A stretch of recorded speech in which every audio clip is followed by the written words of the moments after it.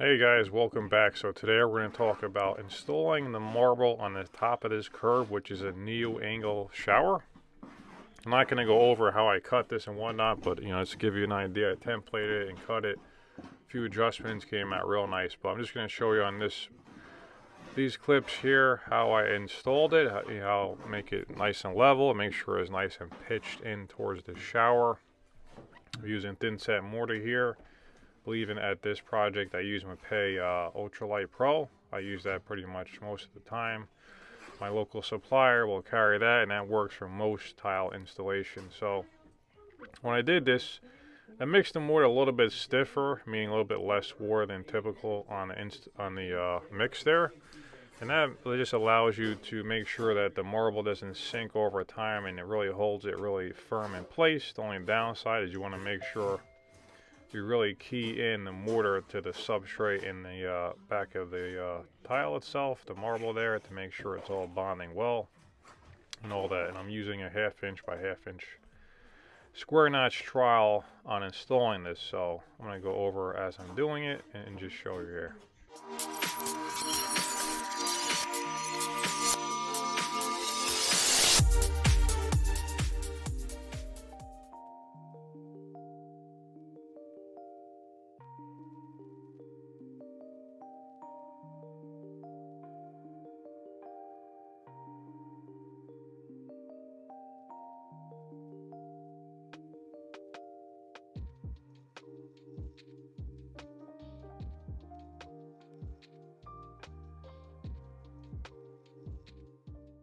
Okay, so when I install this, I actually just set that shower floor just prior.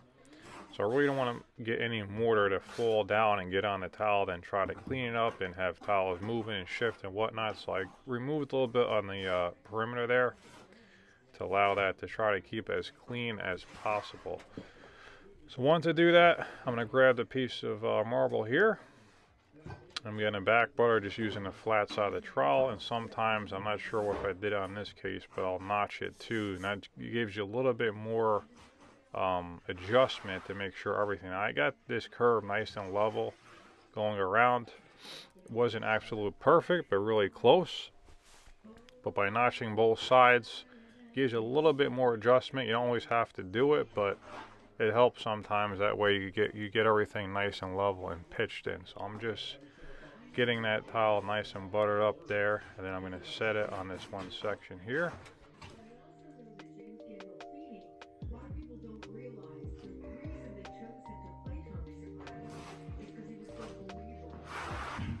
Now once I got it roughly in place, what I'm going to do is I'm going to measure, because the overhang on the inside and the outside of the curb is very important. You don't want a tile to be set and be sticking out past this. You want it to be, the overlap to be roughly equal on the inside and the outside. You can obviously adjust that as you need, but you want it even and straight. So you want the same measurement, to be the same on each side of the curb. Like, you could be different, but on one side, you just want that measurement to be the same, so that way you're straight aligned with the edge of the curb there. I'm just checking for level. Now I'm going to adjust this multiple times. This isn't finished at all. I'm going to go around, set the other pieces, and then kind of adjust it as I need it. So this is a process. I'm not just setting them, dropping them in and leaving it. It is a process to get it just where you want it, to get it to come out really well. So just take your time with that. Okay, now I got the last piece going in here. Dropping it in. So again, this is all a slow process. You're not rushing this if you want this to come out right. And just like a countertop, if you have like a stone countertop or quartz and you have seams, you don't want those seams one side to be higher than other. We call that lippage. So we want the miters there to look really nice, and we want them to be even with each other, not one higher or lower than the other. So as I go around here, I'm just going to make sure that we're level left to right and make sure that we're pitched in. And by doing that, I usually just take an 1/8 inch spacer, put it on the inside. As you can see what I'm doing there with that torpedo level. As long as I read on that level that it's actually level, then I know that the curb is pitched in about an 1/8 inch. You could do a little bit more, like 3/16. You don't really want to go much more than that. but you don't want to be less than an eighth, because you have a 6-inch piece of marble, and an 1/8 inch would be the proper pitch in. So for every foot, it's a 1/4 inch for water to drain. So half that would be an 1/8 inch. So that's what we have there. So that's what I aim for, right about an 1/8 inch, and nothing less than that. So as I install this too and I adjust it, the mortar might come out on the inside and the outside of the curbs. You want to make sure that you keep this very clean, because we're talking about mortar here. We come back the next day, it's going to be rock hard.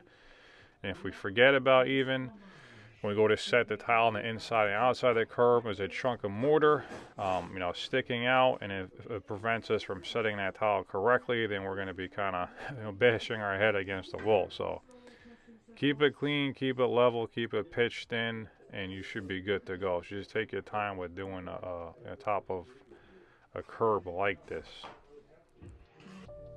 How are you?